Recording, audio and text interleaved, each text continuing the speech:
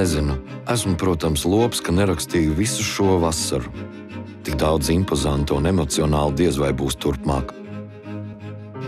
Mans tēvs praktiski man novāca no ielas, ieliekot šajā kino vidē. Tā man izveidoja. Ļoti būtiski atlaist tās savas bremzes, ja, un atļauties parādīt, kāds es esmu patiesībā.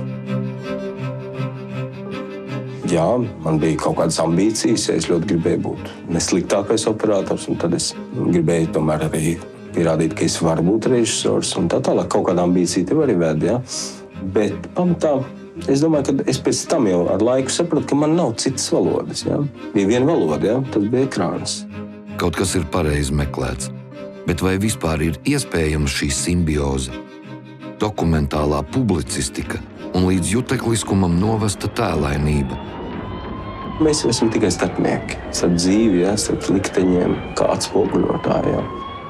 Es, protams, gribu, lai tas kino, ko es taisu, lai viņš tiešām maksimāli ieliktos visā tai līknē. Ja.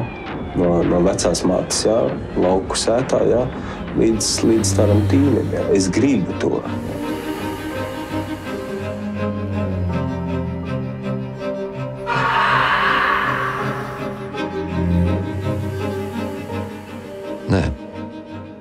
Neesmu kļuvis mazāk pārliecināts par sevi. To man nevar atņemt.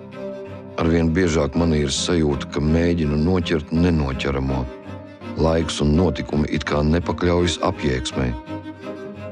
Redziet, pasaule ir šodien tāda pat, kā viņa bija. Kaut kur ļoti sarežģīta. Viņa ir briesmīga vispār kā tāda. Es vismaz viņu personīgi tā uztveru.